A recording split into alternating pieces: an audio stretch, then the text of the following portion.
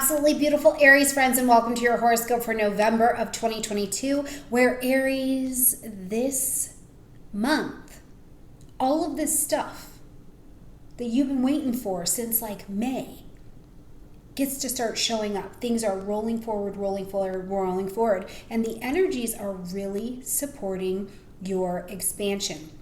As we're coming into November, you're going to see that the 8th house is very busy, a place of healing, things with your partner, joint resources. You know, if you felt like you were struggling in some way or you were dealing with some loss, we've still got that energy on the table as we're coming into November. But also what's going to happen then is from that, like your expansion out, your expansion to the next adventure really kicks off. Not to mention we've got another eclipse, and this is going to be the lunar eclipse in Taurus. And we've also got Jupiter coming out of retrograde in the energy of Pisces, but Jupiter went retrograde in the energy of Aries. And so as we're seeing Jupiter come direct this month, the one thing you want to know is that first of all, you have acquired a lot of lessons. And second of all, Jupiter is going to move into the energy of Taurus in 2023, which means fresh out of this retrograde, it is going to whip and zip forward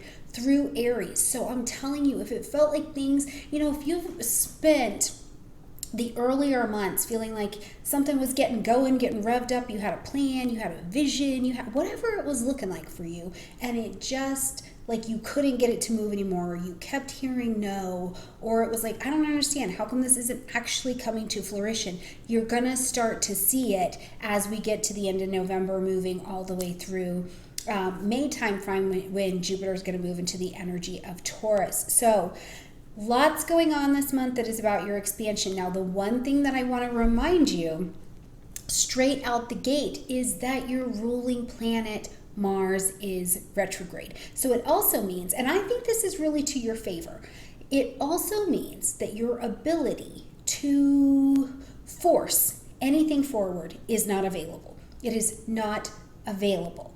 Your ability to go back over a strategy of your thinking, your communication, what you're learning, what you're studying, what you're teaching, your ability to use that kind of brute Mars force is pointed backwards towards things from the past, not forward to what's coming. With what's coming forward, you're going to have to practice some trust, and you're going to have to move your feet. It's very baby step at a time to watch what is unfolding. Now, I want to say also, I think what is unfolding quickly.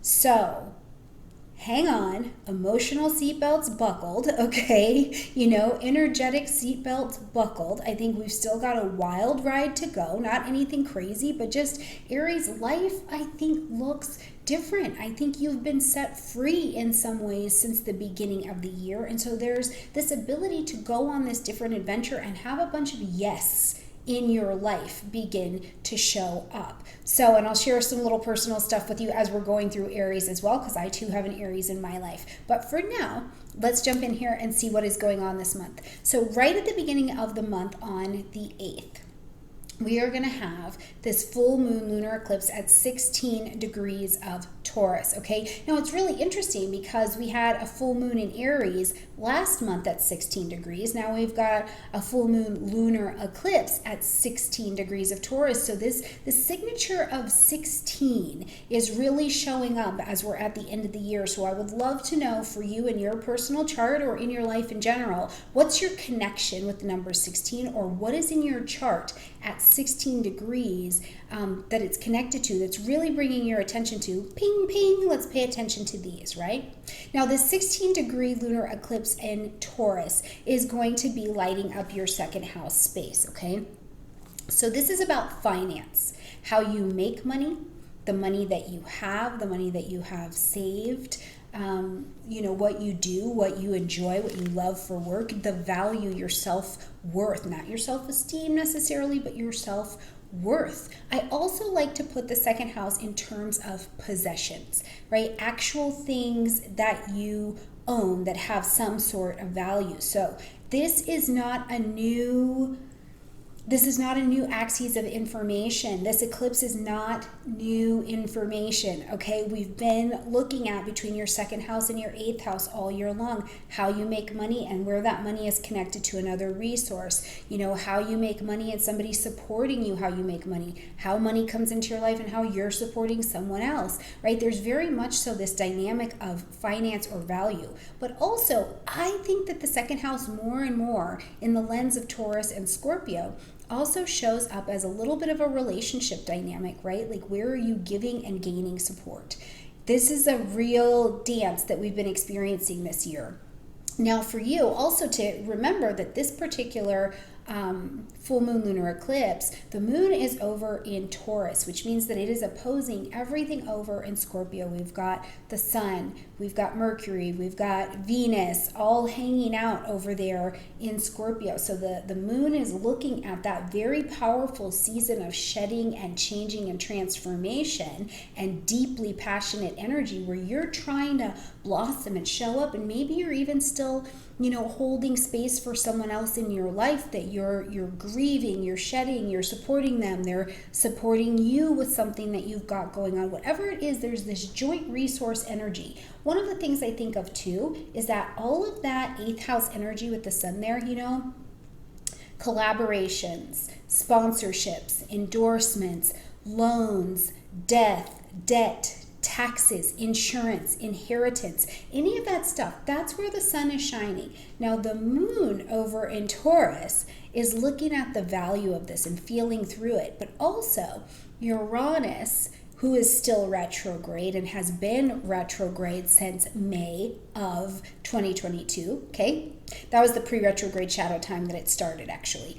And then the North Node is also over here in the sphere of this moon as well. So, first of all, the moon's not taking on all of that Scorpio energy by itself, but in axis over here, it's like there's an emotional surprise, Uranus, or there's an emotional breakthrough that's kind of happening for you around finances in some way. You know, did you have plans, Aries, of something that you wanted to do and it was like financially that doesn't line up, or financially that's been taxing for a very long time, or I don't know if that's how I want to make money. I don't know if that's where I want to go with that. I don't know if I want to keep that, if I want to sell that. I don't know if I have the courage and the confidence and the value to charge that much, right? Or to make that much money. So I think that this particular eclipse is a real rearrangement because the full moon still asks us to end something, acknowledge something, or make an adjustment. So, you know, Jupiter did pop through this Aries energy and said, okay, some expansion is absolutely available for you, but do you have the structure?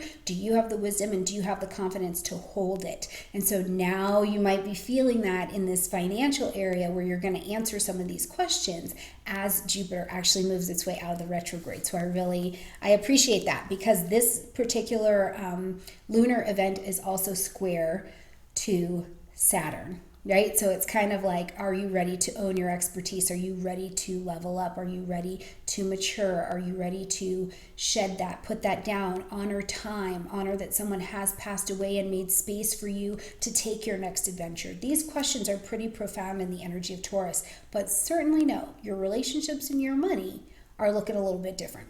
Okay, as we get to the 16th, we really start this push of planets for the rest of the month coming into your ninth house space. So I want you to focus on this, that the ninth house gets completely lit up for your use, for your learning, for your expansion, for your wisdom. So the ninth house is publishing, marketing, broadcasting, higher education, training, certifications, teaching, philosophies, faith, okay, international business, law, languages, travel, high amounts of travel, right? So what we're going to have is on the 16th, Venus is going to come into the energy of Sagittarius. On the 17th, we get Mercury. On the 23rd, we get the sun moving into Sagittarius, along with, just later in that day, we're also going to experience on the 23rd, a new moon at 1 degree of Sagittarius. So the moon gets in here and gets busy shining some new light, right? So it's a very quick kind of everything's coming into Sagittarius. And where this is great for you to be able to take note is that, first of all, it creates this energetic shift out of the scorpionic world where it's been very deep. You've been holding space for something, someone that has been going on, and you've just really needed to have space held for you, or you were holding space for it and now your expansion is available, right? Your thinking is different. Your willingness to explore philosophies, to explore countries, to explore the world out there gets different. So by the time we are in, mid-November, I'm curious, like, what training are you doing? What countries are you going to? What language are you studying? What thing are you doing that is expanding you out? Where are you at in your level of faith and knowledge? And sometimes the spirit world needs us to gain more knowledge so that we can align it with the spiritual understandings it's trying to direct us to, right? This is an expansion of our horizons. So I'm curious for you, Aries, are you studying something? Are you training? Are you training other people? Are you traveling? What's going on in your life? Because this is going to be the season. But on the 23rd, that new moon at 1 degree of Sagittarius is your opportunity to plant your seeds of intention to begin something different, begin the next adventure, begin an expansion of your understanding and your knowing and your grasp of information that's around you. And in the 9th house, we're not just getting information and it's like, oh, I get a new perspective on that. In the 9th house, we're getting information, we're making it ours, we're bringing it into like our DNA to start building our lives off of it, right? And so as you're hearing me say this, what are you building your life off of? Like, what has got your back at the end of the day, right? And if it probably shouldn't be another person, right? Like, it's great that we have people in our life that we love and they love us, and that's fantastic. But where are you in your connection with the universe, that source that always has your back no matter what, whether you like it, you don't like it? Where are you with feeling that in your belief structure, in your ceremony structure of connecting with that divine energy on a daily basis? Where are you in that? Where is your expansion to that? Where are you learning lessons that are pushing you more to the knowledge of that? Because the universe wins every time, regardless of how long it takes you to get there, right? The universe wins every time. So where are you getting the opportunity to have this expansion of belief, right? I think it's really kind of interesting. I am curious to know what you're working on. And if you happen to be one of the mutable signs, one of the other questions I have for you at this new moon is, what are you bringing to transition? So if you are Sagittarius, Gemini, Pisces, Virgo, what are you bringing to, it's like a transition, right? Like if you have prominent energies in those places, what are you bringing to transition? So anyways, let me know that in the comment section down below, but just know that the 9th house gets completely lit up. As we're closing out this month, we're going to see Jupiter sliding out of its retrograde at 28 degrees of Pisces. Now we saw Jupiter go retrograde at 8 degrees of Aries, okay? And this was, you had to think all the way back to, first of all, it hit 28 degrees of Pisces May 4th, my birthday, of 2022, and then it was sliding its way forward to get to that 8 degrees of Aries so that it could start the retrograde and then slide back. So when you back all the way up, not just to Jupiter retrograde, but to Jupiter pre-retrograde shadow time, what was going on over here for you in this 12th house area? Ideals, spirituality,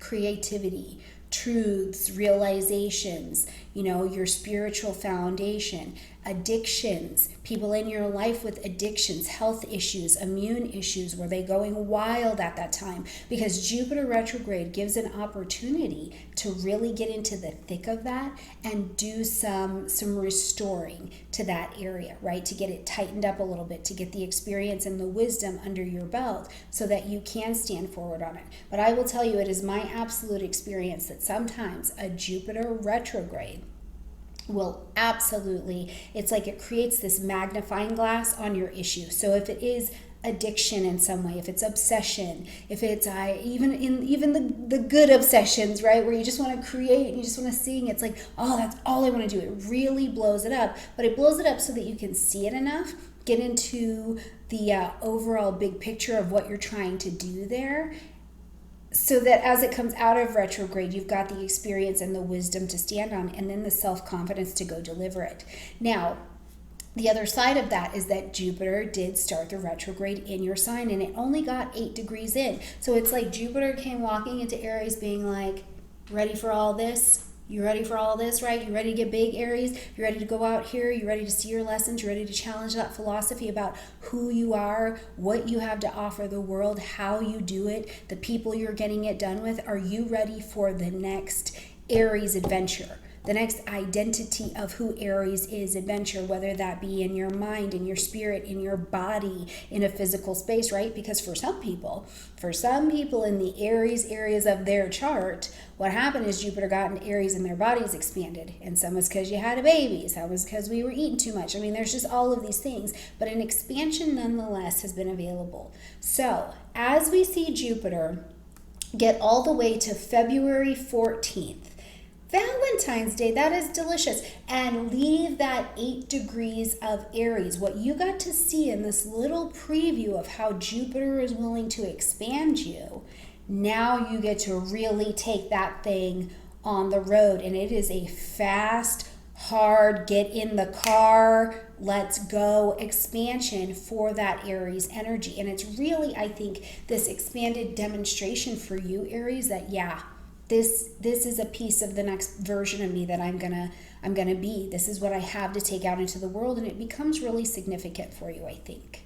So lots going on this month, but it all kind of action packs into this 9th house area, and this is where I would ask you to really be paying attention, going back over in your life, Aries, even what was happening for you last year, because every year at this time, it's Sagittarius season. So every year at this time, you get some bump to your expansion, to your desire to expand your horizons in some way, shape, or form. So from, last November to this November, what has changed for you? What does it look like? What are the lessons? What are you bringing to the table to shed? What are you bringing to the table that's ready to expand? All right, my absolutely beautiful Aries friends, I hope you have a gorgeous month. Enjoy all that 9th house energy. And oh yeah, I told you I'd tell you a little personal story. So I can tell you that I already know, as we approach the energies of November, for my Aries husband, he is slated to be nomadic with me for the year, and we are traveling, and that really kicks up high gear for us in at the end of October, and really a lot more and a lot further from home in November. So kind of funny that here's this chance to expand and travel, and I can tell you there's one Aries in my life who's definitely got that on the agenda. So let me know what this looks like for you in the comment section down below. Bye, my beautiful friends.